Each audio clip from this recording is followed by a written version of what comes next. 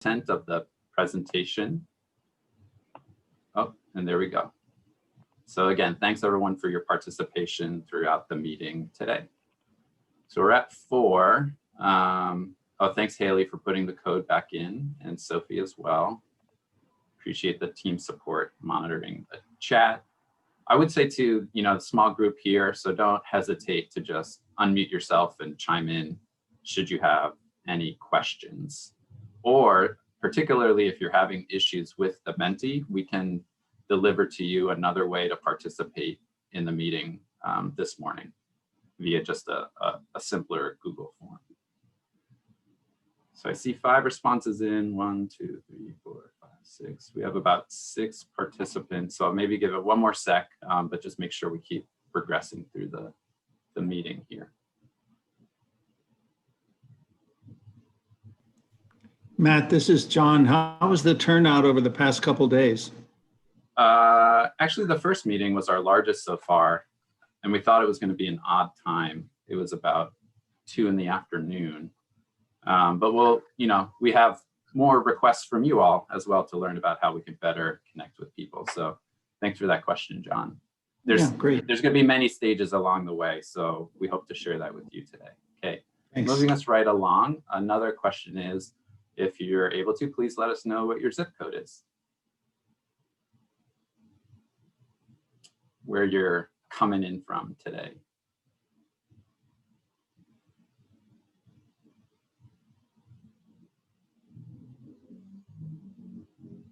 Such diversity already. Dave, are you not able to do it in the Menti? That's okay if you're not. Excuse me, I did do it in the Menti. You should have it coming in there, but I also. Oh no, it looks like you submitted it in the chat, but not in the web browser interactive format. I did.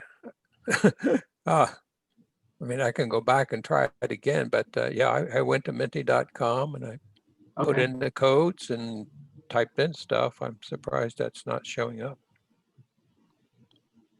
Looks like we got 2 folks from 744. Where's that at?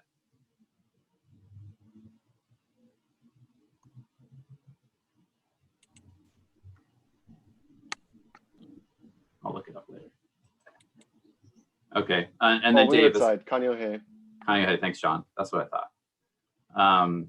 Dave, just let us know if there's continued issues or if you're not seeing the slides as we progress through the presentation as well. Okay, I will. So far, so good, though. Okay, thanks, everybody. So I'm going to hand it off to Raina right now. Again, these couple of questions will not appear on the screen, and she's going to offer some insight as to why we're asking these questions up front. Raina? Hi, everyone. Yeah, as Matt said, we'll be collecting a bit of demographic information off of everybody just to kind of, see who we are reaching, who we are engaging with, and perhaps more importantly, who we aren't engaging with, because obviously our community engagement and our end product is only as good as its representation of our community here on Oahu. And also note that while you do have to submit a response to all of these questions, you can also select the response that says prefer not to respond to maintain your anonymity or for whatever reason you choose. But yeah, thank you for anybody who volunteers this information at this point. Yeah, thanks, Raina. And thank you to you all too. I mean, to underscore what Raina just offered, it's really important, not just that like the end of the project to see where we didn't or did connect, but more importantly, so that we are very aware throughout the process and can pivot or focus some additional efforts. So we really appreciate you offering this up front right now. Looks like we got 4 folks in. Do we put it in the chat? Nope. The response? Do you have a web browser open, Dave? The menti.com. There should be questions for you to submit it. Right okay. Yeah. Now I see it. Okay. Yeah. Thank you. I will put it in.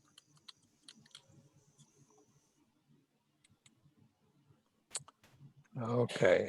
Here we go. Yeah.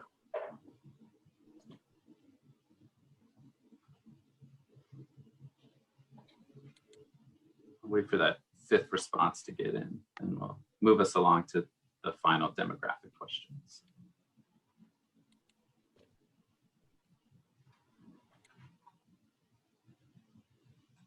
Okay, looks like we're there. Thanks, everybody.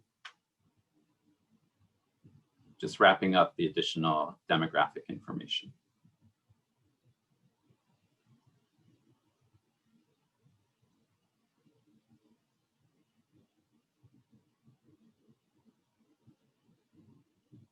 Looks like we have someone in the waiting room.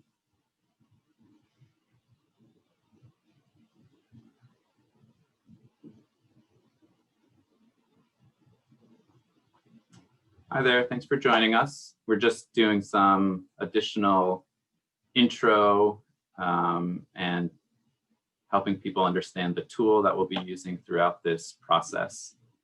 So for the user who just signed in as Pacific Gateway Center, if you are able to pull up an additional web browser and go to the website menti.com and enter the code 9954522, you'll be able to then access the interactivity that we'll be using a couple times throughout this meeting. And if you're willing to just say aloha in the chat and let us know who you are, in addition to where you work at the Pacific Gateway Center, that's appreciated.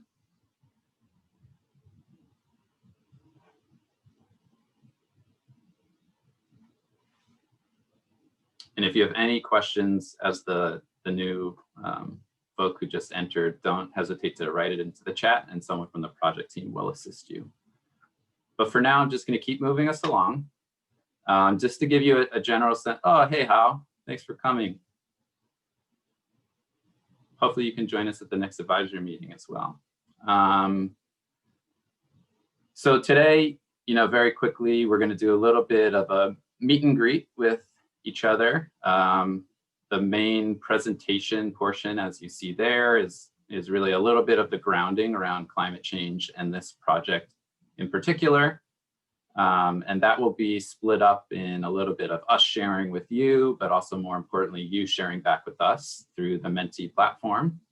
And then once we wrap up that exercise and activity, we're going to go back into some small breakout groups for a little bit more intimate discussion around sort of what does climate adaptation mean and what can and should it mean for the island of Oʻahu or for the city agencies, so that we can start formulating some guiding principles to really inform our decision-making processes into the future, as well as alignment with multiple goals around equity, budgeting, and implementation practices.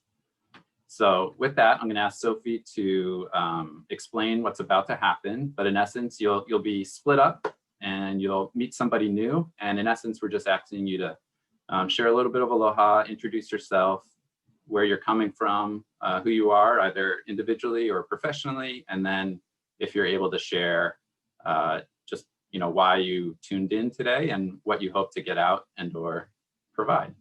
So take it away, Sophie. In just a moment, I'll be splitting everyone up. You should see the little pop-up that you then click to go into the room.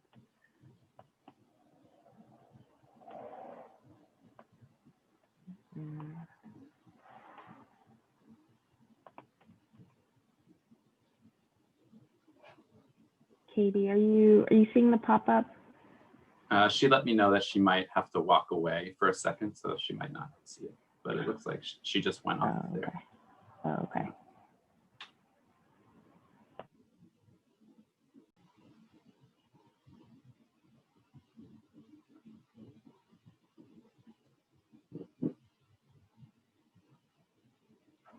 Welcome back, folks. Hopefully you met someone new. If not, hopefully you had a chance to say hello to an old friend.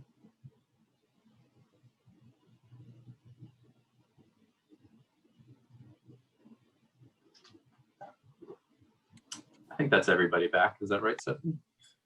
Yep, everybody's back. Great.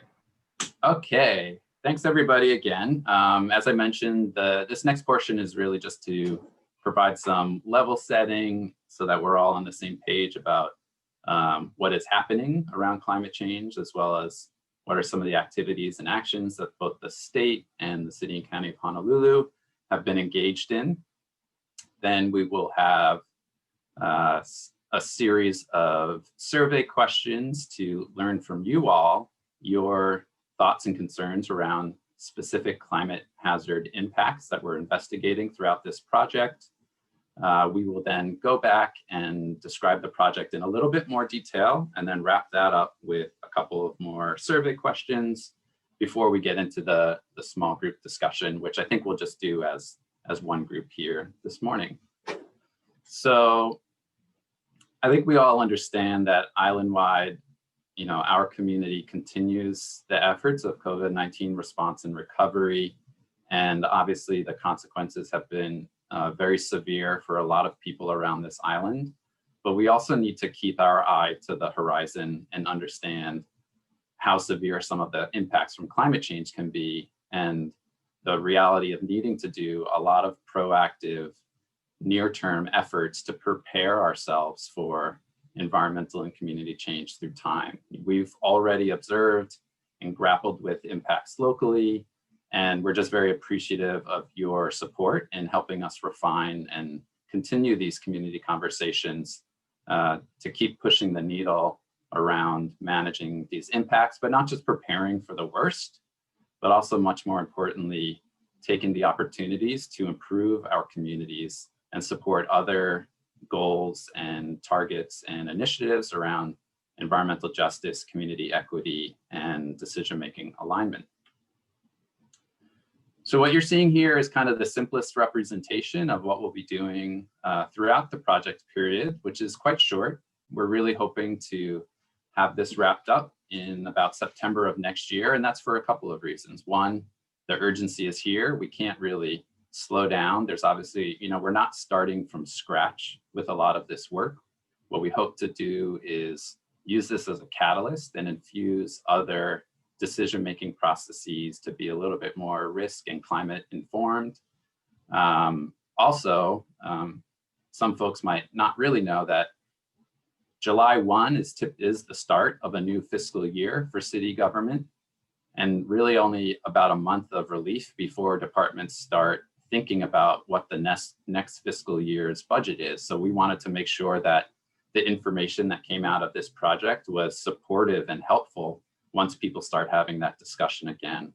And then obviously really no time to wait with the new administration coming in at the calendar year, as well as a new council, right? And 5 new council members on a council of 9. So we're here, we're in the very early stages. And the way we have it explained here are, what the different phases and the activities that are going on at the different project points, as well as what are the key framing questions. Right now, we're really, I think everybody actually wants to immediately get off and running to what do we do about it? But what we're trying to do is be pretty intentional, slow down, reassess our climate risk assessments so that we understand both the risks and the exposures to different assets, infrastructure, or communities around this island, evaluate those risks, and provide some additional support to our community plans, which we'll talk about briefly. Then getting into the next calendar year, we'll be focusing in on specific adaptation action areas. So you can think about that as a smaller geography, a little bit bigger than the neighborhood scale per se, but we don't want this to remain high level. We obviously want to get down to, thinking through what does it mean for sector specific or other cross-cutting actions to address those climate hazards. There will be a period of analysis and synthesizing what we've heard to date, and a check to make sure that those actions are really addressing the risks and consequences that became known throughout the early stages of the process. We'll be going back out with some public review and community check and feedback opportunities, and then refining that for some of this decision-making support towards then acting on all the things that folks have provided to us. Just so you get a sense of what's coming down the pipe, we have first round of meetings that we've had throughout this week. We actually have round 2 on more of these topics starting the week of November the 2nd. There will be one on the 2nd in the evening, on the Friday, which I can't remember what the date is, midday, and then another one on that Saturday, same time as we're currently here today. We'll have more engagement opportunities. Unfortunately, for the time being, we're primarily focused on these virtual engagements, but we very much welcome your recommendations on how to better do perhaps targeted engagements with communities around the island, and we're very open to doing that. So we want to make sure we have obviously these open public engagements, but are very open, as I mentioned, to engaging specifically with organizations or communities, et cetera, at different stages of the project. I also wanted to let you know that we have a community advisory hui for this project. They have had their first meeting just Tuesday of this week. They are scheduled for 4 more meetings, and those meetings are for the members themselves, but they are open to the public. So participation and observation is certainly welcomed on those as well. And this little note down here is that, you know, we don't want to just create more and more plans or more and more planning processes. If you're not familiar, the city is required to create a climate hazard mitigation plan that is approved, sorry, a hazard mitigation plan that is approved by FEMA. And this makes us, or allows us to be eligible for certain kinds of federal post-disaster monies. And what we want to make sure is that the work that we're doing here becomes much more integrated into the next hazard mitigation plan, so that we have slightly more robust climate resilience and hazard mitigation plan, because we know we will be coming back to that specific plan document on a recurring basis.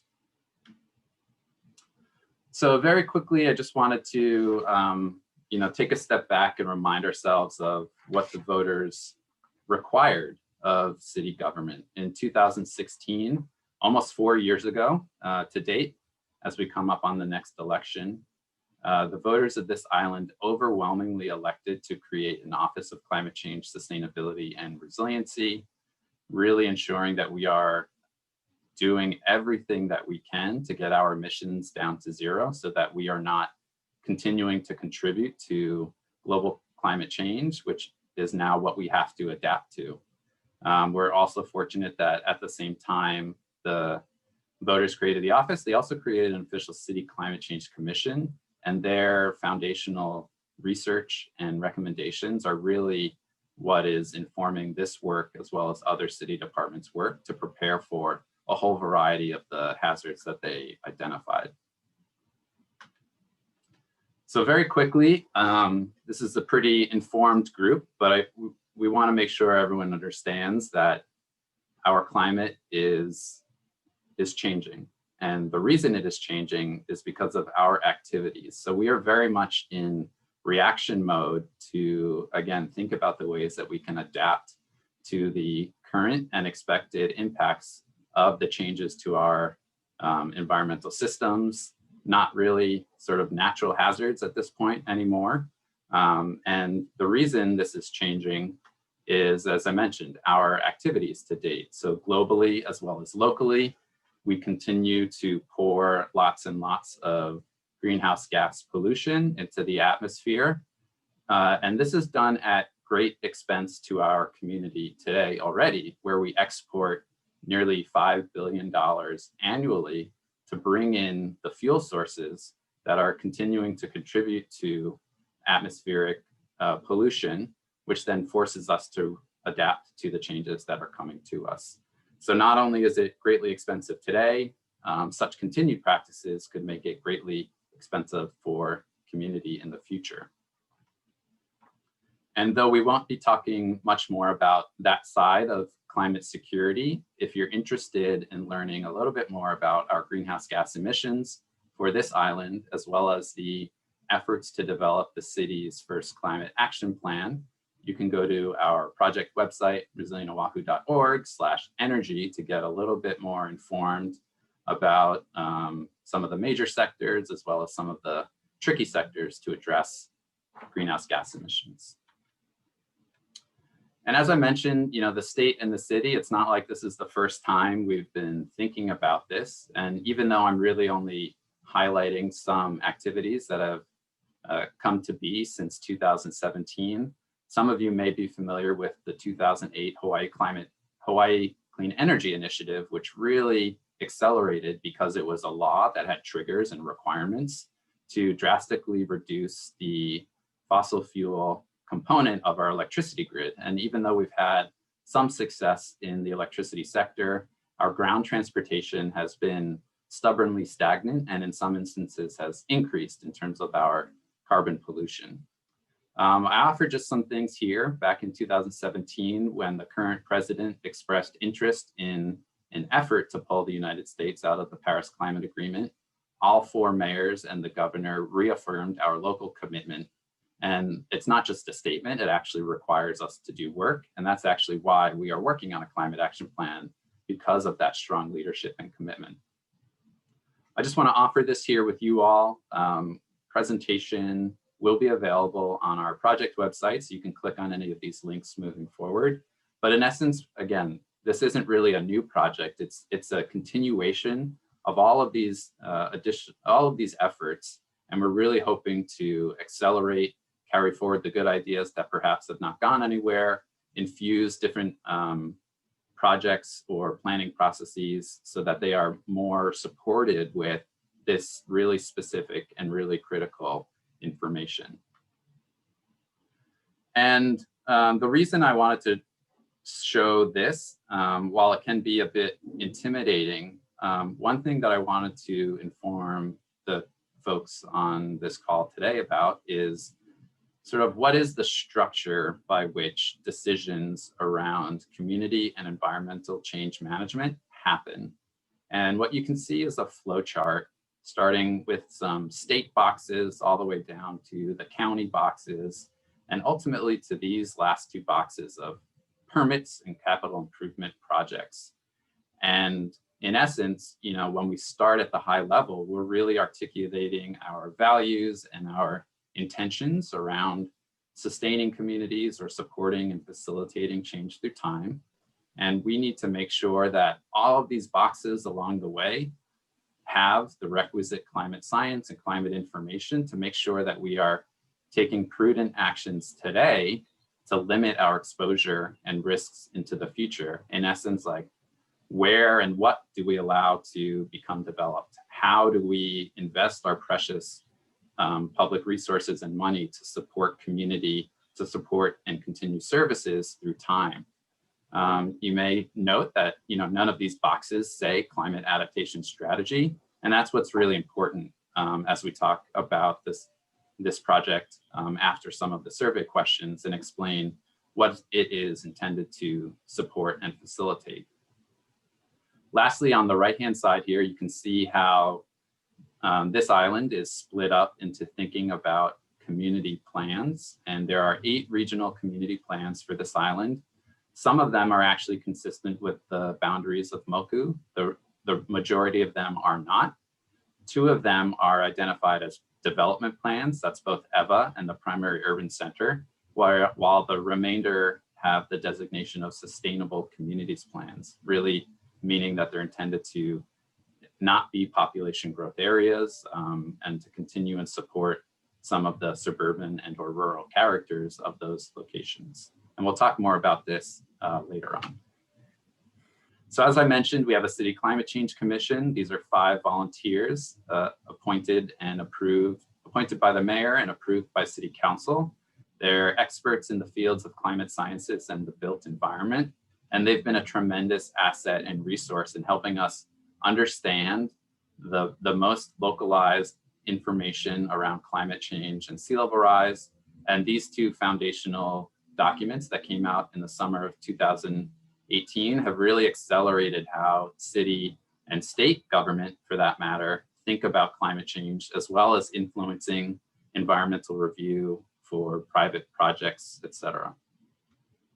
A month after the Climate Change Commission produced those documents, Mayor issued Directive 18-2, which is city actions to address climate change and sea level rise. And within it, there are several procedures from high level thinking all the way down to actual rules and ordinances. And I just wanted to provide some quick examples so you understand a lot of the things that have been going on since then, really just in 2 short years. So the directive requires that we utilize these documents, the climate change brief and the sea level rise guidance, in our community planning processes. And the Department of Planning and Permitting recognized how important it was when we are now working on an update to the primary urban center development plan. It hasn't been updated since 2004. Obviously, there's a lot of new information that has become available since then. And they recognized how important that was. And they, in addition to making sea level rise and climate change one of its technical white papers, it also used that theme for specific community engagement, where when they were out in these 16 pop-ups, they were really only talking about sea level rise and climate change, especially as it's kind of a new topic in the community plan process. So they wanted to make sure folks were better understanding the concerns, but also helping think towards potential solutions to, again, reduce risk into the future. Our Board of Water Supply, you're all probably a little bit more familiar with the work that they do in conserving the precious freshwater resources up in the Conservation District and our Malco watersheds. In addition to ensuring long-term availability of that resource, they're additionally looking at potential vulnerabilities to their ability to get the water to people out in community. So what you can see here are some of their investigation around low-lying bridges that cross streams, and an understanding that a lot of their infrastructure is actually in shared utility corridors, in this case with the coastal highway system. Additionally, our Department of Environmental Services, that is our solid waste as well as wastewater department, they're looking at their various facility planning areas, in an example here from the Waianae district, where this department has a series of pipes, pumps, and plants to manage and get out and treat wastewater within this region. And they are taking the engineering, logical, iterative approach to investigate the assets where they currently reside and understand the potential risks from inland flooding or coastal flooding from high waves and sea level rise, to then think about what they might need to do at different points into the future. And then all the way down to some of the more fine-grained detail, the directive requires us to think about updating our shoreline management practices. And I would also highlight that this was a specific action identified in the community developed Oʻahu resilience strategy, and now has been additionally advanced by a state law that just took effect about a month and a half ago, around how we identify certain definitions and resources within the special management area, as well as what is no longer permitted regarding shoreline hardening. So with that really quick background around climate change, we wanted to break it up and do more of the interactive engagement. So I'm going to hand it off to Ujay in a second, but just to reorient ourselves, hopefully you still have that browser open, or if you don't, you can reopen a browser and go to menti.com, enter in the code 9954522, and we're going to do a series of questions and then come back, talk a little bit more about the project, do a couple more questions, and then wrap up today's session with some small group discussions. So we'll give everyone a couple of seconds, but I'm going to hand it off to Ujay to explain this first question. Thanks. Great, thank you, Matt. Yeah, so we'll be going through a series of survey questions. This first one here is, please select the area or areas you feel most connected to on Oʻahu. We'd like to get a sense of where our participants are from. And, you know, being connected to a place, you can be connected to multiple places. So we give the option to select multiple areas. We know people are connected to places where they work, you know, where they go to recreate, where they live and sleep. We just want to get a sense of our audience.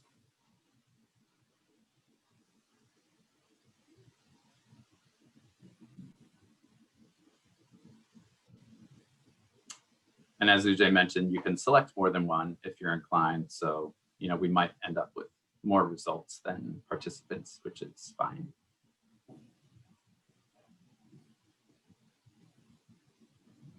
Looks like 6 is probably our critical threshold, so I'll keep us moving along. Okay, so this is our next question, looking at climate hazards and their impacts. Do you think climate hazards affect your life or community area today? Do you think climate hazards will affect your life or community area by the year 2050? You can select along a scale of not at all to extremely. And this gives a picture of the time horizon for the climate adaptation strategy. Also, we'll be looking specifically at how to evaluate how 5 different hazards will impact the island by the year 2050.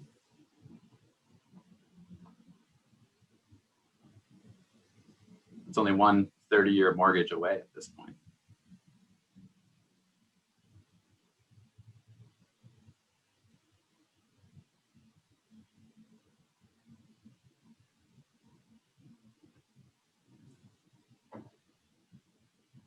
I think 6 was our number. There we go.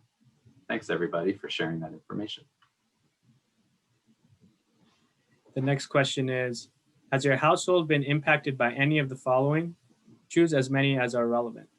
And there are 5 different hazards you can choose from: extreme heat, coastal flooding or erosion, heavy rainfall and flooding, drought or wildfires, tropical storm/hurricane, and none of the above is an option as well.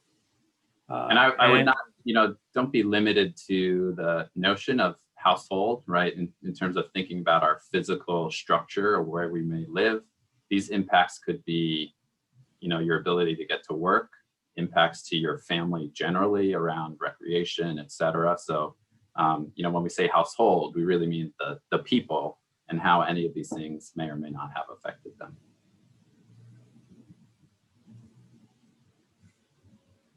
And these 5 hazards are the top 5 hazards narrowed down by city departments through a process where we went through a process to select from 13 different hazards. And the process was informed by and based on the findings of the 2018 Climate Commission Climate Change Brief, which you can find online if you'd like to learn more. Great. Thank you everyone for sharing your thoughts here.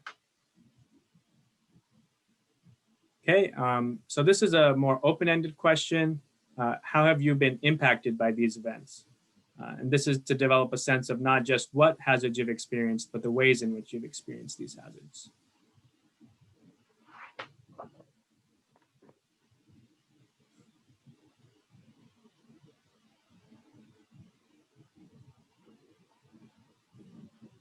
We'll give this one more time, obviously, as it takes a couple more seconds for our brains and fingers to get to the open-ended questions, especially for folks on their phones trying to be all thumbs about it too.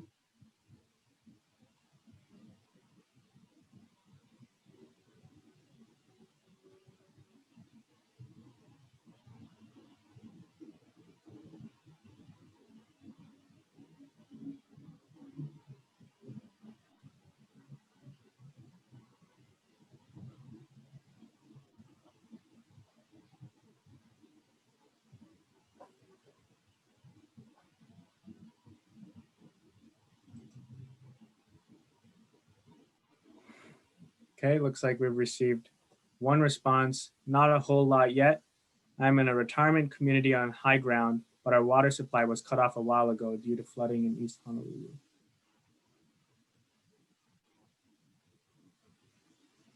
Roads closed by flooding, occasional power outages, structural damage due to flooding, extreme heat and humidity over prolonged periods, drought over the past 6 months. The extreme heat of the summer and fall have caused us to purchase a portable AC, which was a move away from our household sustainability.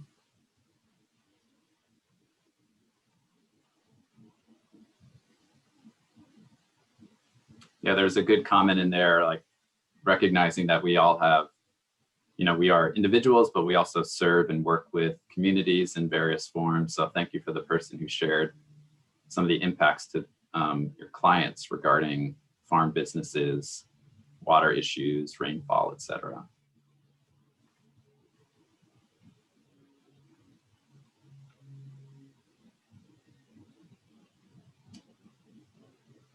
Great, thanks everyone. I'm going to give it 10 more seconds and just keep us moving along.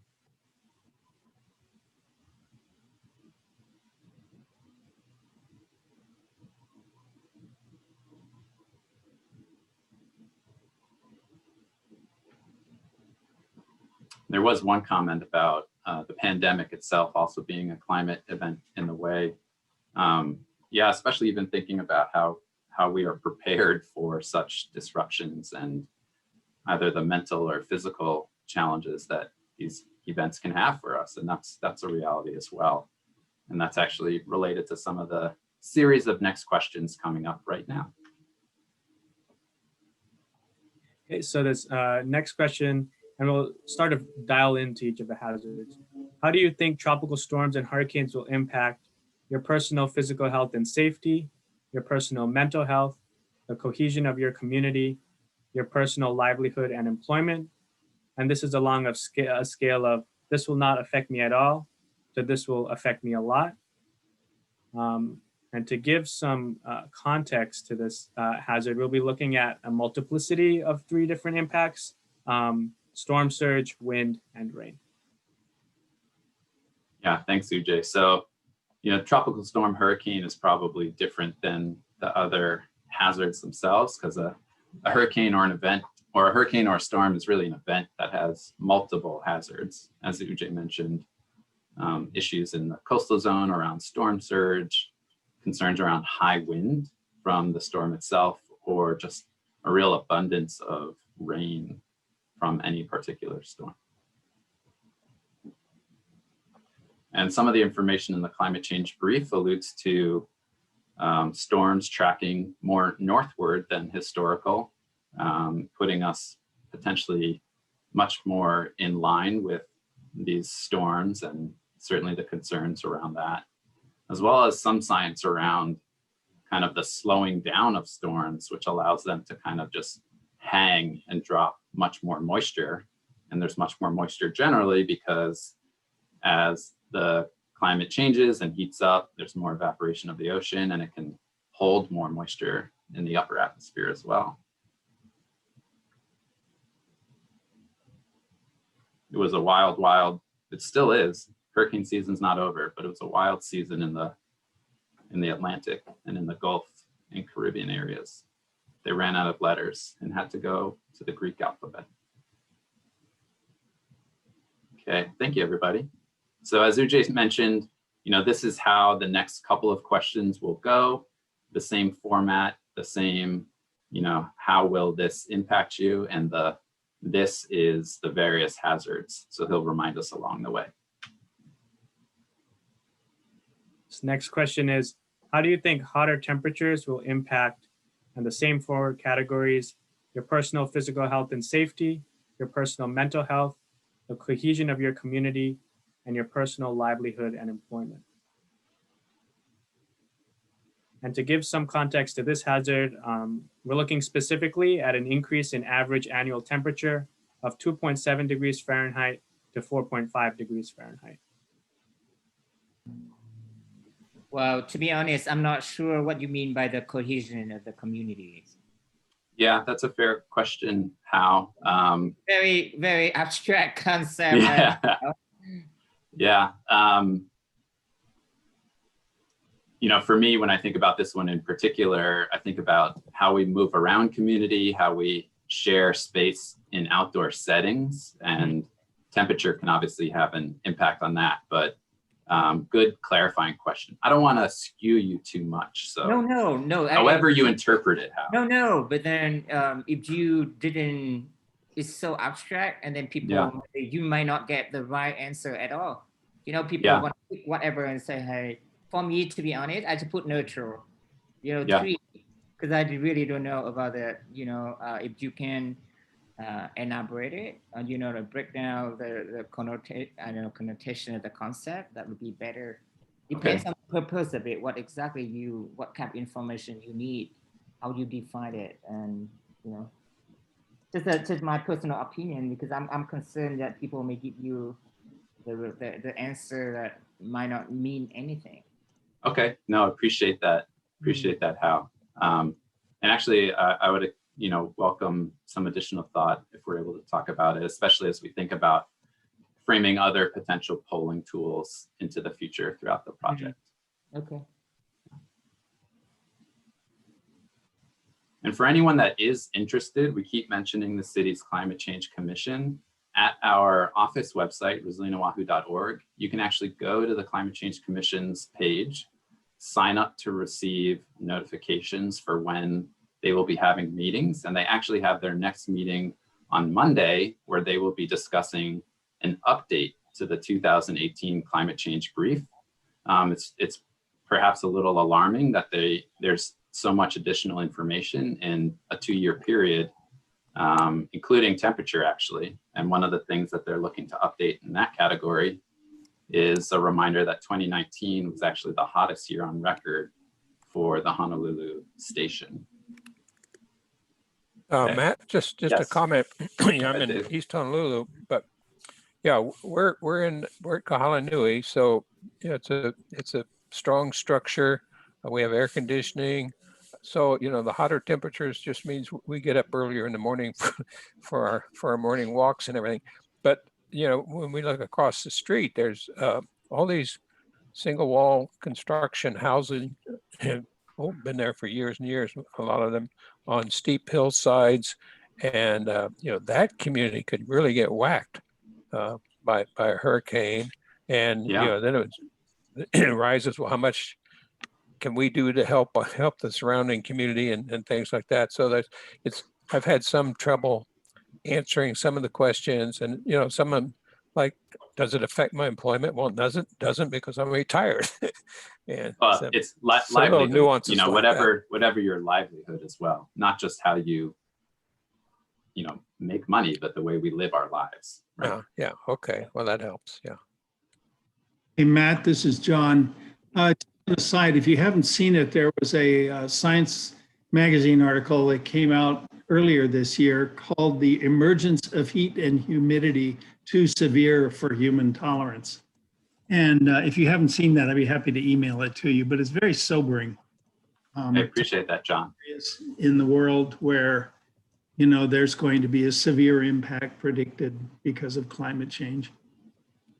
Yeah, and that's part of this process as well, is to engage people in the conversation, learn from them, share out the realities, because that's what we're trying. We're trying to be as clear-eyed, honest, and transparent about the things that we know, so that we're not hiding what we know and potentially putting decisions onto future generations. But as you can see, I progressed to the next question.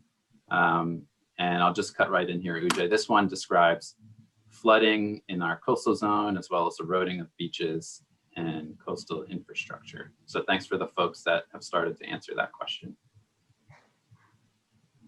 Thanks, Matt. And this question was through the prioritization process, was joining 2 hazards that were prioritized highly together: sea level rise and coastal erosion. And it looks specifically at a sea level rise of 3.2 feet.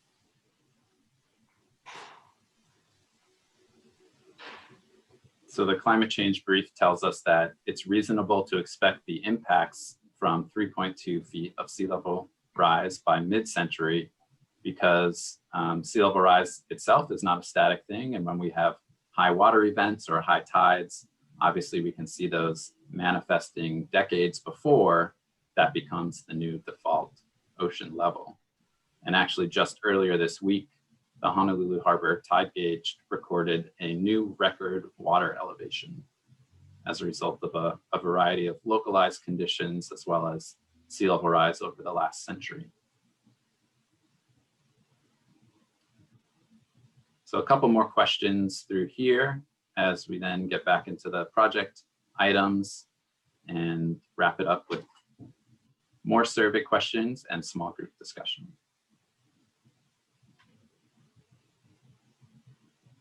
So this next question is, how do you think extremely heavy rainfalls and landslides will impact? And these same 4 categories.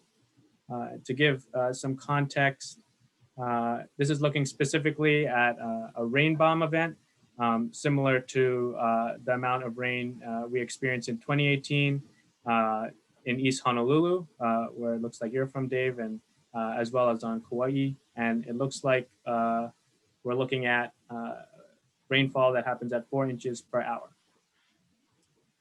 And Ujay mentioned the East Honolulu flooding, which obviously also greatly impacted a lot of farms on the Waimanalo side that ended up having to shutter just because of multiple heavy rain events, which is probably a different location and different impact than the individual who shared some of their farm client concerns around lack of water and the high temperatures, which as a sneak peek is our next question.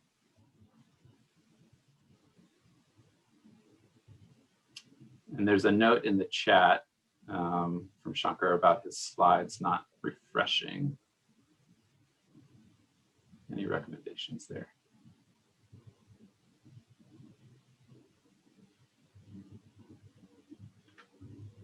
Yeah, I don't know. Did you, are you still having the problem? All good. All right, great. It's the final question about hazards. How do you think droughts on the leeward side of the island will impact these 4 same categories? And we will be looking specifically at the leeward side of the island becoming up to 60% drier, which is in stark contrast with the east side of the island, which is slated to get wetter.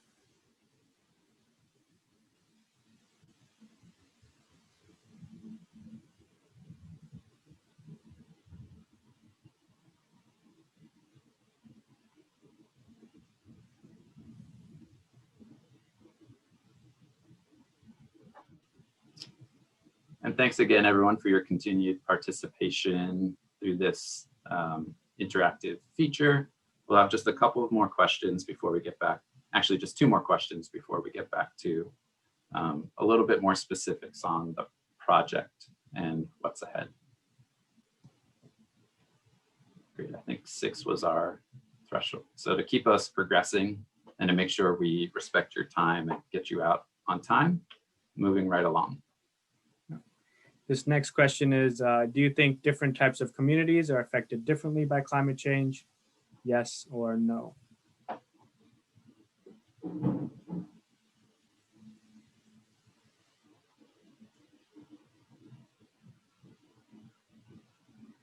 Some fast responses, so moving right along. What concerns, if any, do you have about how climate change impacts will affect individual communities unequally? And we did see from the last slide that, you know, everybody does believe that, or the people that did respond is consistently 100% that different communities are affected differently. I think important to this climate adaptation strategy is thinking about how part of climate resilience is environmental justice and how that different communities are affected disproportionately.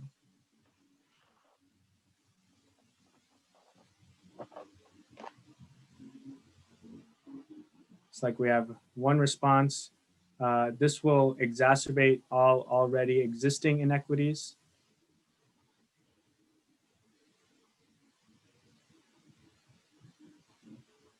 Climate equity and justice are important, especially for communities lacking political strength. Thanks for sharing on the concerns around power inequities. We really appreciate that insight.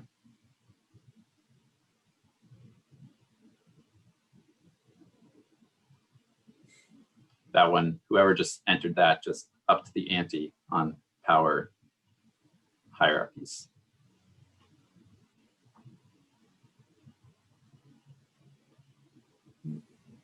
Political inability to address military and social justice issues to Hawaii.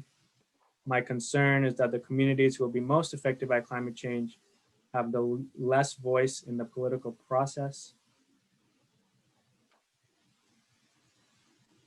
We'll give this another 15 seconds to make sure we can keep progressing. But thank you, really thank you for your candid responses. We hope to carry this forward, and we'll talk a little bit more about that coming up.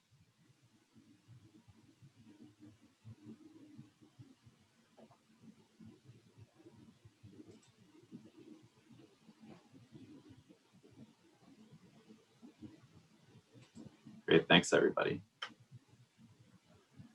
So to continue and just move on to the discussion and some of the additional details about this project, we had previously mentioned the Oʻahu Resilience Strategy, which was really this community-based process to identify really specific targeted actions to address a variety of concerns around long-term affordability, hazard mitigation and recovery, both sides of the climate security coin, right? Emissions reduction and adaptation.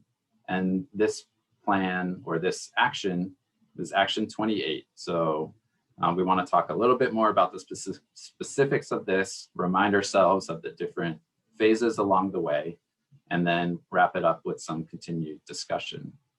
I think because we know generally change can be difficult, but obviously as we're seeing worldwide and locally, climate change is even harder. So we want to validate the input that was provided through the resilience strategy and really act and further the actions that participants expect us to take. And we know obviously it can be overwhelming and confusing, especially as this is a new thing within the way planning typically happens or how we think about making decisions. So we appreciate you providing your additional thoughts about how climate change worsens our known hazards like heat, rainfall, waves, and erosions, such as you all just shared on. So the adaptation strategy is intended to be an island-wide risk assessment. We're really trying to hone in on the potential climate impacts to important infrastructure, as well as other city assets, and the populations that these infrastructures and assets are intended to serve, right? We need to think about how government provides services to different areas around this island. We're looking to infuse the community plan update process with a lot of this information, recognizing that their updates sometimes can be more than a decade in between when their plans are revisited. So we're preparing with specific community plan area information so that they can pick it up and run with it in that process. This is, as Ujay mentioned, the city departments are actively engaged, and this is intended to support their functional plans. Again, those assets and the services that they provide. And as we discussed before, to infuse the hazard mitigation plan with all of this information for a future climate resilience and adaptation plan. And just to recap, we know where we are right now. We'll be talking a little bit more about the guiding principles, or really asking your opinion on some guiding principles towards future recommendations for decision-making alignment.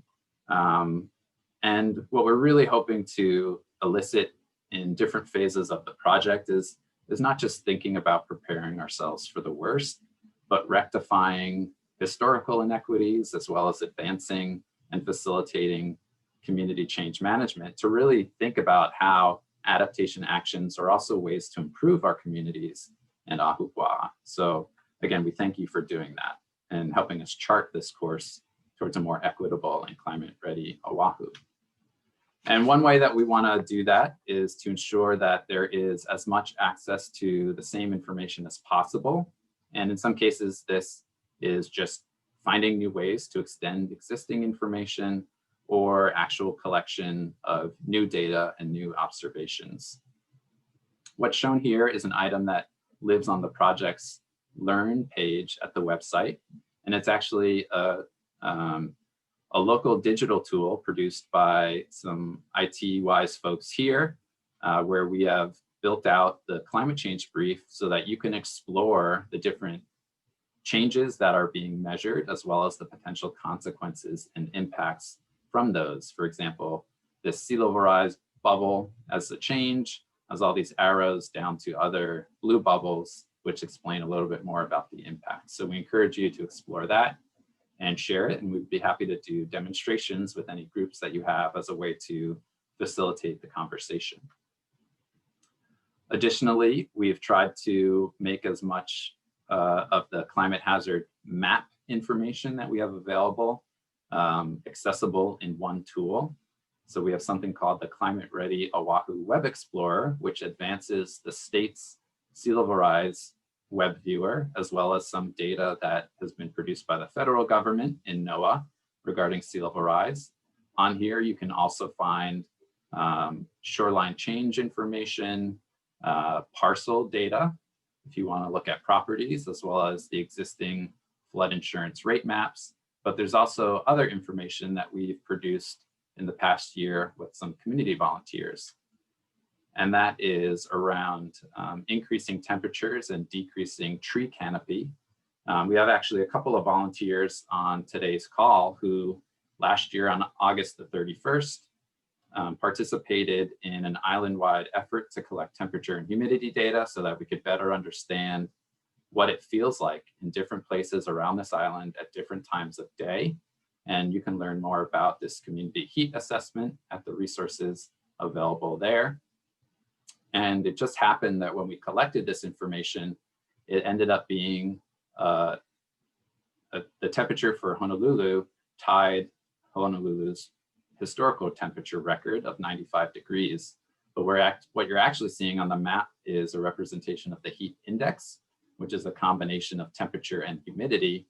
And some of those darkest red places show us that on that day in the afternoon between 3 and 4 p.m., it felt like 105 degrees. So this is very important to let us know that in these places around the island, it can get or feel this hot already. And what can we do to address increasing temperatures through time?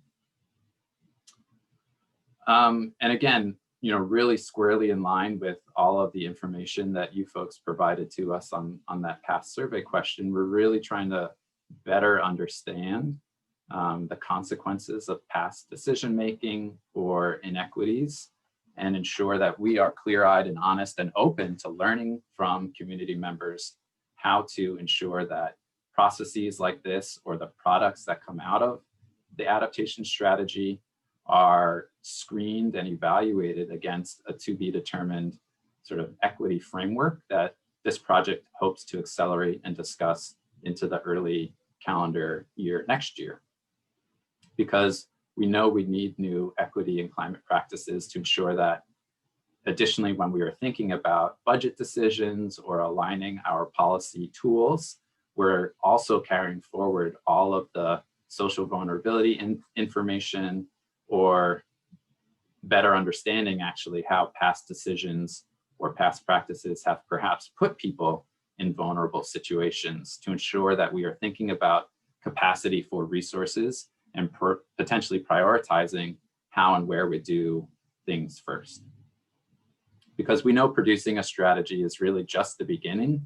We need your continued support to further and push and advance alignment informed by the input that you're providing, as well as the outcomes from this work. And as I mentioned very early in the session today, we are in reaction mode. We're in reaction mode to historical practices around fossil fuel use, as well as sort of what was in vogue at different stages in the last century around what community planning and design is.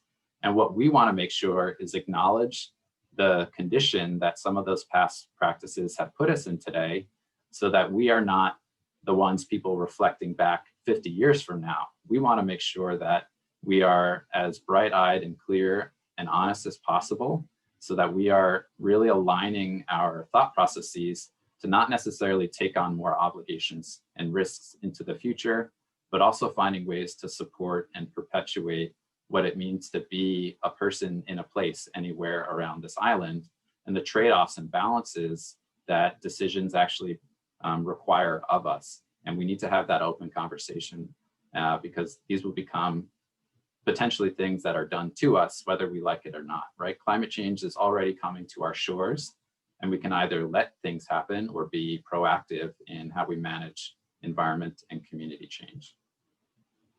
Because climate already costs us, and it costs us through an example here where we had to remove a comfort station on the west side. It costs us in people's private property, and the consequences for the public trust resource, including the beach.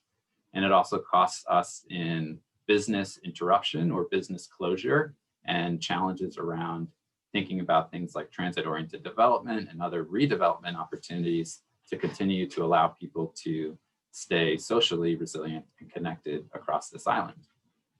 The state sea level rise report provided us some insights into the consequences of inaction, and it said, if we don't do anything to address sea level rise, this island in particular has around $13 billion worth of property and structures that are potentially at risk. Obviously, we know inaction is not an option, and that's why we're very grateful for you all taking the time to engage in the conversation. The state has similarly produced an analysis looking at some of their most at-risk coastal highway areas. Oʻahu has several of these locations. You're probably familiar, whether it's Sunset or Farrington Highway on the west side, or the whole stretch of Kamehameha Highway along the windward shore in places like Ka'ava. So we need to inform DOT of what our community vision is so that they can think about how to continue to provide transportation as a service for these places around the island. We've seen impacts to our infrastructure, whether it's erosion out at Sand Island, as shown on the left, or the issues that the Board of Water Supply has had around tackling water main breaks in the coastal areas where they have to wait for low tide or pump out water before they can even get to the pipe to make the improvements. And similarly, from heavy rains, we know in East Honolulu and Waimanalo, a lot of private property impacts, but we also saw consequences for our drainage infrastructure as shown there. And again, a reminder of some of the coastal impacts shown here at Punaluu Beach Park. And we know it's not the answer, but it is a very appropriate step to take to recognize the campaign of deceit that was carried out by the fossil fuel industry. And we have filed suit. We're one of a growing number of municipalities.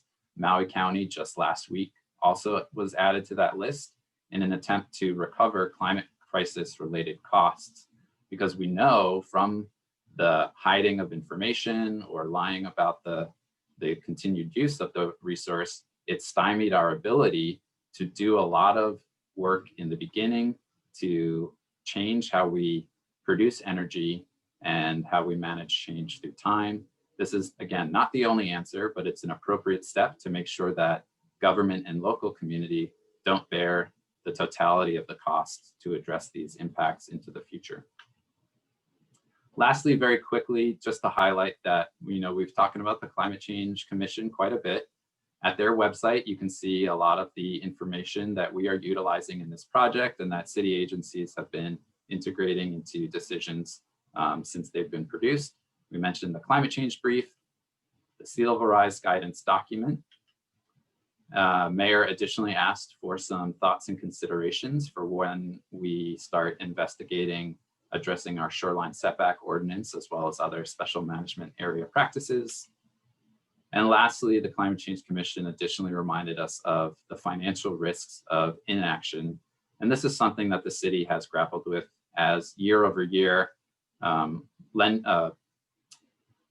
rating agencies have continued to ask us, what are we doing to address our known risks? And we want to be able to respond to them and say, we are being proactive, which means we are being responsible and that we are still a good investment and can actually be supported in addressing these changes moving forward.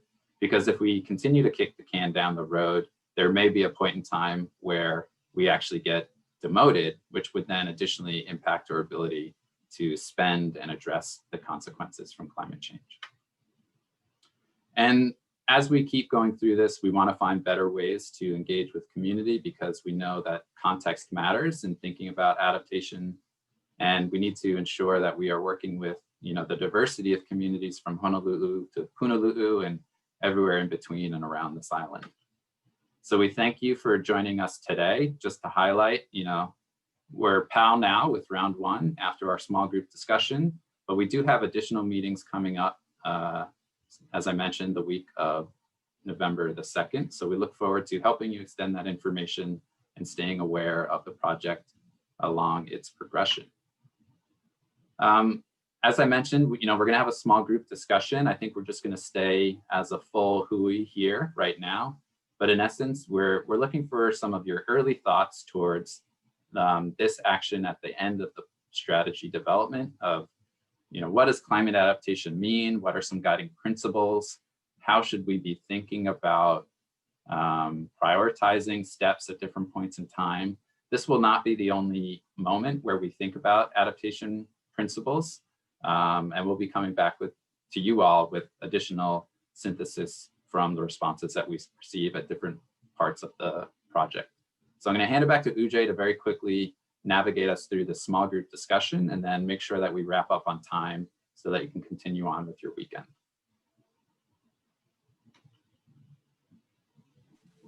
Thanks, Matt. So this is just to spark thoughts as we go into the next part of discussion. This is a graphic that shows the number of mentions within the respective 8 community plans of the 5 climate hazards that were selected in this project. And you can see that the community plans are arranged by year. PUC from 2004 to East Honolulu in 2020. And you can see the clear progression of more discussion about climate change impacts, as climate change becomes more and more embedded in the planning process.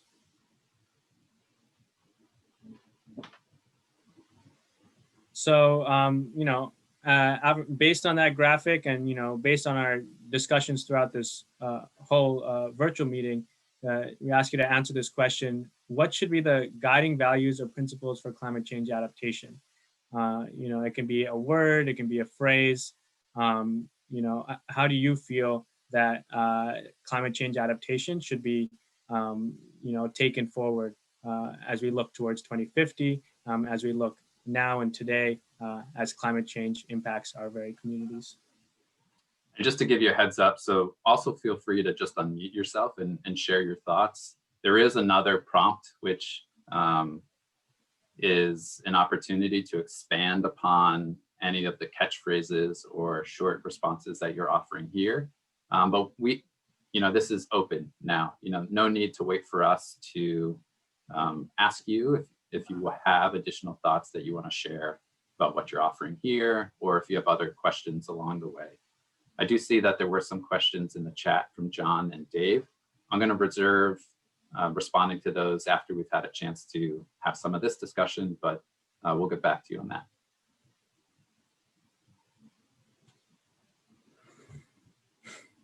So it looks like we have a couple of responses. First one is led by people, not corps. I imagine that means corporations, and then equitable. A couple others came in: science and equity, research-based.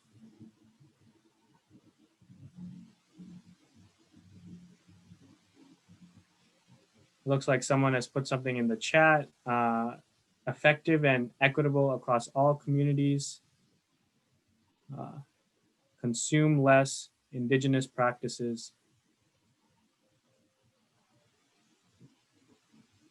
Yeah, these are great, everybody. And again, keep these thoughts in your head, or if you have questions about anyone's particular response, we hope that you're willing to just, unmute yourselves as we go on to the next question prompt and share a little bit more about what you mean by any of these values and principles. We'll give it a couple more seconds, as it looks like folks are really just warming up and getting us the good thoughts.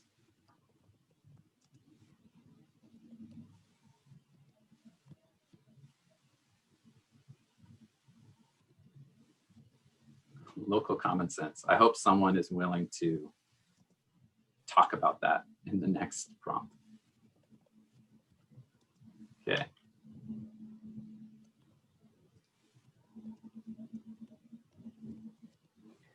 Okay, so this is the follow-up prompt. Climate change adaptation, what does it mean for your organization, network, community, and or you? And here we really do encourage discussion. This is supposed to be an open-ended, long-form elaboration on the terms and phrases you came up with in the last question.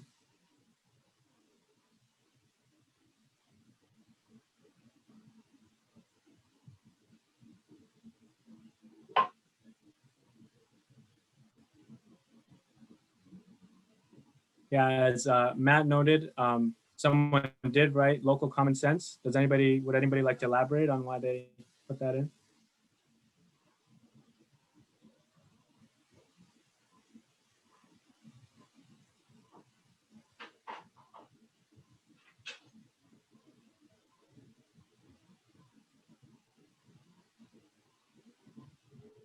Yeah, I think maybe there's a presumption of it being self-explanatory, but we certainly welcome and appreciate any additional ways to translate and digest and turn that into something that we could perhaps really use, because I think it is an important one, and maybe we are not always using local common sense.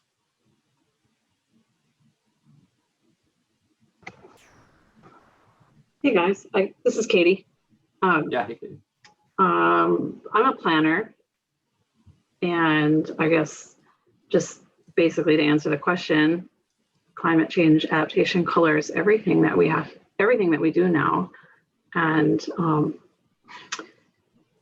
I think particularly focusing on impacts to infrastructure is a good way to broach the subject with the public that's not ready to make adaptation. When we look at the images of the water pipes that are affected by the water table and tides, and starting to quantify road miles affected by sea level rise, or wastewater treatment plants affected. I think that's I look forward to seeing, you had one slide with the question marks running up the side, where you had quantification of different impacts. And then there was like this one way over on the right-hand side that was this big long strip of gray question marks. And as much as we can, understand risks to those important essential infrastructures, I think it's going to help us all come around to the fact that we need to adapt. Yeah, thanks for that, Katie. And I mean, I think there's a grand expectation of what an adaptation strategy can and should be. So especially as a first endeavor into intentionality here, we wanted to really take a stab at, in the same way that the resilience strategy was pretty heavily focused on what are the things that the city can and should do, what are our hooks. We needed to better understand our own systems and how we provide services. So that's really why we wanted to focus in on infrastructure as a discussion right now, because we do know that the community plans, and as Dave offered in the chat, special area plans, there are these other processes by which we think about community environmental change management, and those discussions, have their own process. So this is not in lieu of those processes. We want to make sure that we're providing value add to the way we already make decisions. So that is really why we wanted to focus on our own infrastructure first, because it's greatly already affecting our infrastructure. So it takes a long time to think about planning, design, and constructing for changing anything. So no better time to start than now.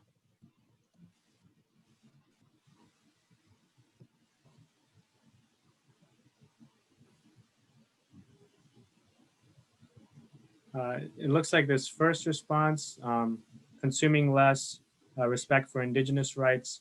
Did the person who wrote that in want to share their thoughts as to why they wrote that in? Sure, I can say something about that. I think that a lot of times solutions are seen as kind of protecting property and as giving contracts to corporations that see, kind of the profitability of going quote unquote green, when I think a lot of times the solutions are much simpler and are about adhering to respect for land and water, and not as these resources to be kind of exploited by humans, but as ones we have to be in balance with.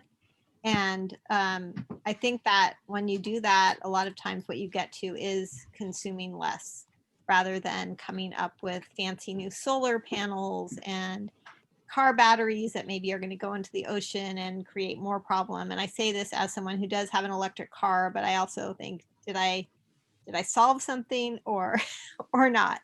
Probably it just gets down to using cars less and finding other, kind of more sustainable ways of being.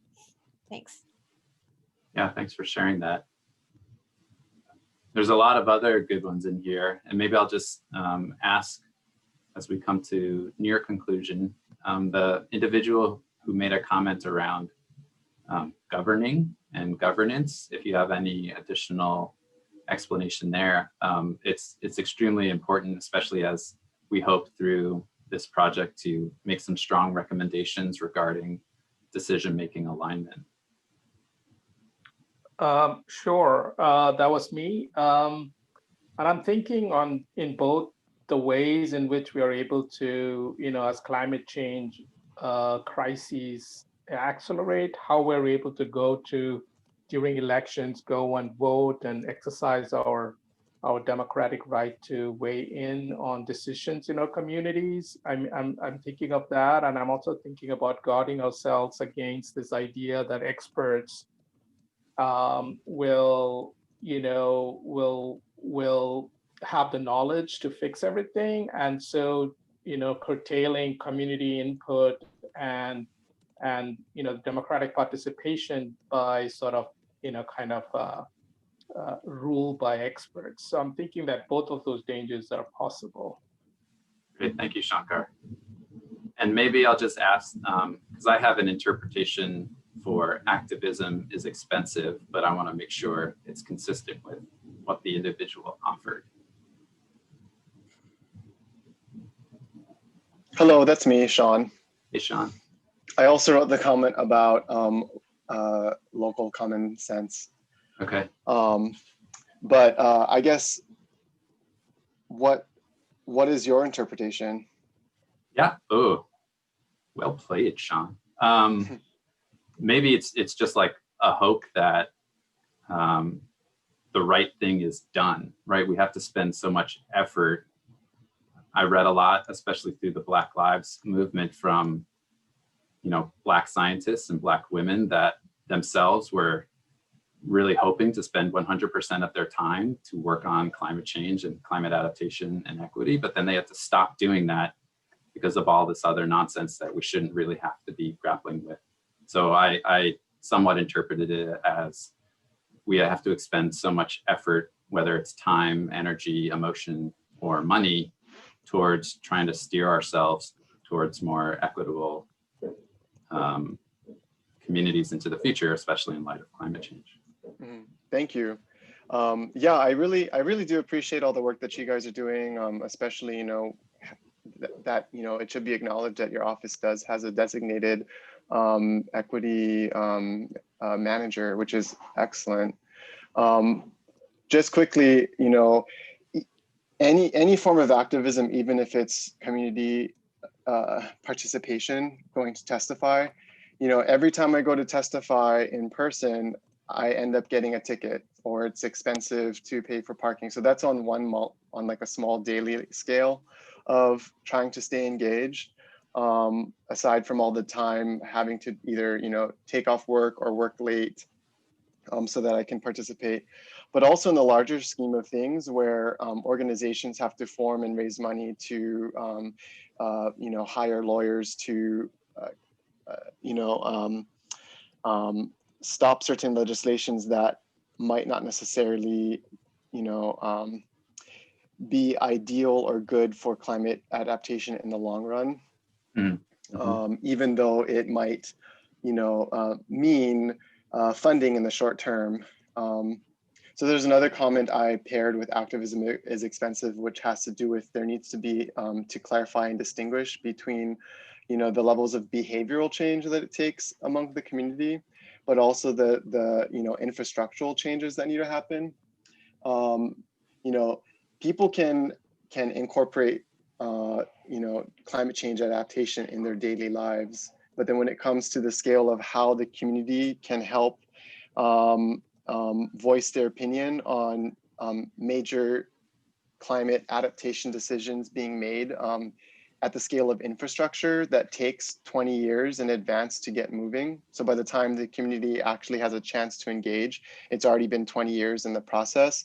I think there's just, in terms of the long-term kind of goals of the office to shift policy, I'm sort of thinking what can the office do to consider the climate change issues, but at that scale of like 20 years from now.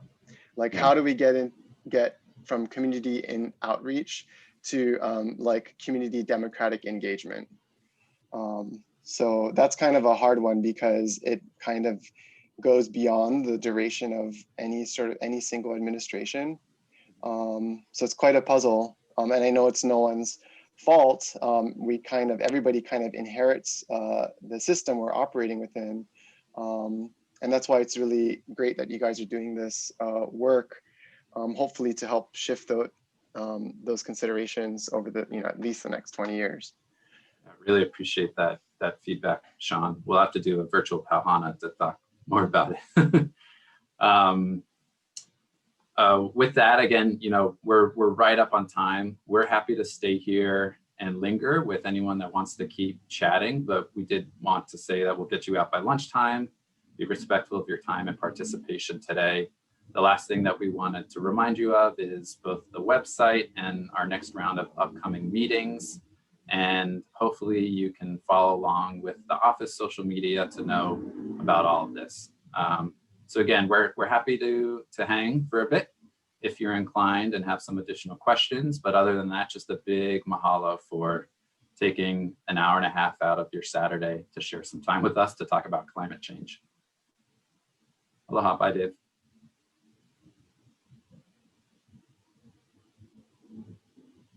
Thanks for the additional notes, Sean. We did have a couple questions in chat.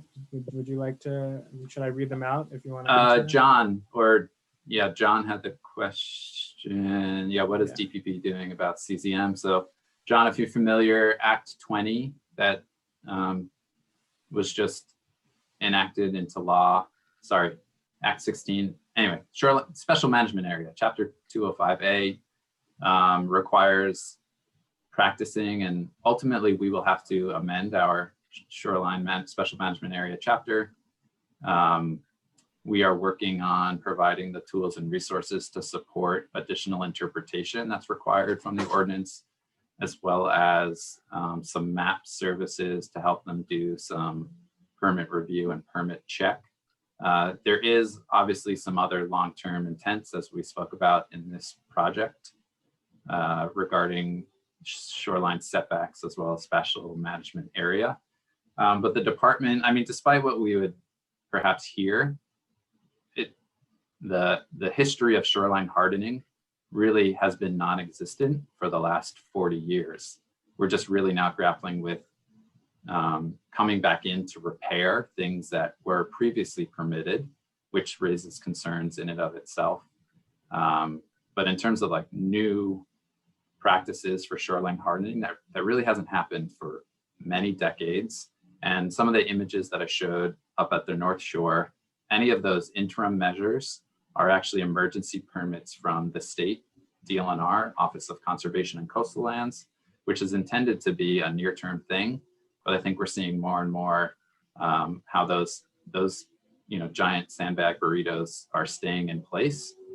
And one of those images showed a wall, which is illegal. It's currently in a lawsuit right now. So the concern is, even if we were just to update our ordinances, that doesn't give us the answer. We also need to find ways and programs to support incentivizing or providing relief so that people can also get out of harm's way, because the balance and trade-off is if something stays, we will lose the beach. And I think consistent with the state's constitution, the public trust resource is highly protected, and it's our responsibility in our ordinances as a primary objective of the SMA and shoreline setback is to provide access to that resource. So again, it's definitely not an easy one, and we want to be sensitive to just, I can't imagine the anxiety of remaining in a structure that's teetering on the edge of falling off a sand dune. So how do we also provide the support and the relief and a way out of harm's way, and ensuring that things like decks, pools, concrete, rebar, a wastewater system don't fall into the shoreline? That's great. I appreciate that, Matt. Thank you very much. Yeah, my concern is that as I'm really pleased at the timeline you folks have set for yourself. It's very aggressive, and I think that's very timely. And I'm glad to see that the actions that you're taking and the conclusions that you're reaching are finding their way into legislation and changes to procedures and things. That's very valuable.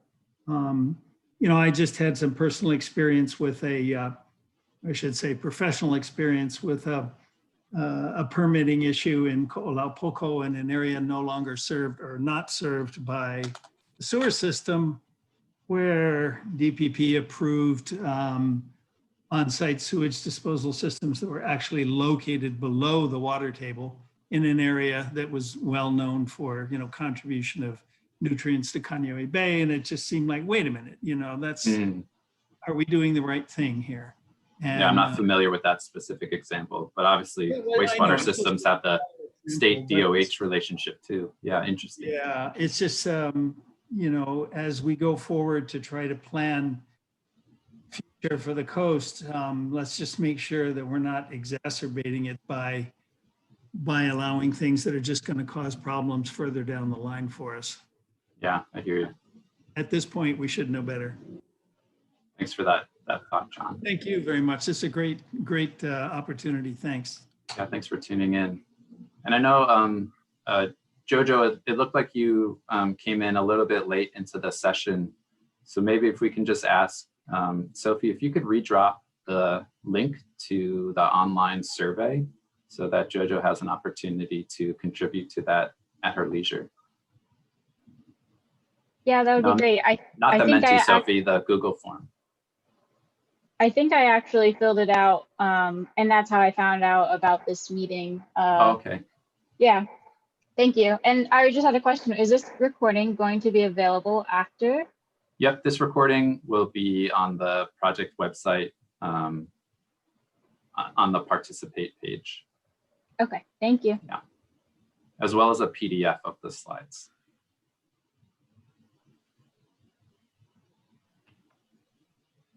Again, we're happy to hang, Eli or Cindy or John or Jojo, if you guys have additional questions. I'll just ask a question if nobody else has one. Sure. And I'll just introduce myself. Actually, sorry I came in late, but I've been trying to get to these meetings to just see how they operate. And I'm actually an architecture student and a graduate research assistant at the School of Architecture, and I work with the team at Hawaii Sea Grant with Chip Fletcher and also Wendy. Wendy McGraw. And we are just doing research about outreach, and so I've been trying to catch as much outreach events, things like that. And I just had a question briefly about like how you guys think that outreach is going virtually since COVID, and we think we're going to do the same approach. We've seen a couple of different ways of displaying boards where people can go up with their own time, and then I guess social distance and things like that. But I was just wondering what you guys think about how it's delivered nowadays. Yeah, admittedly, this is our first, full-fledged new project endeavor to do virtual engagement. I wouldn't say that it's the conversations, the 3 sessions that we had this week were really great, right? Numbers isn't necessarily always the intended objective, but we obviously want more numbers so that there's more awareness of the background information, the why we're doing any of this stuff, and to hopefully entice more participation at later stages or continued engagement, civic engagement across a whole variety of things. You might be interested, so DERP has a program called World Town Planning Day on November the 12th, where 3 or 4 folks will be sharing the multitude of engagement strategies that they've been utilizing. That program itself will also be, a Zoom virtual meeting, and there will be some examples from our office as well. Our tech lead, Sophie, actually will be presenting on that session. I've been in some other ones that required pre-registration. That was something that was a concern of ours, expecting or requiring people to pre-register for an event when that's not really something you would ever do in a public setting. We will reassess what we've done to date to find more ways to do, probably, honestly, like much more direct personal invitations to participate. And we hope to work with some community-based organizations to help us connect with their networks, recognizing that sometimes all it really takes is someone else asking someone else to participate. The messenger really matters, and we know that we don't have the full reach that we hope to have, as we've discussed throughout the information offered here today. Yeah, thanks for that recommendation. I'll definitely check it out.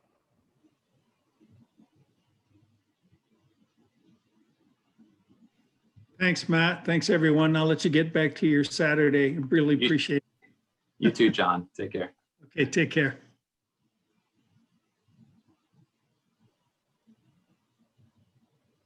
I'm gonna go ahead and log off too. Thank you guys. Yeah, thanks, Jojo. I'll look forward to maybe going into the next meetings and seeing how you guys do and good luck.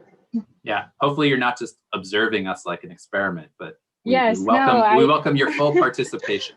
I plan on participating the next round if I come in one time. Yeah. Thank you. Thank you. Aloha.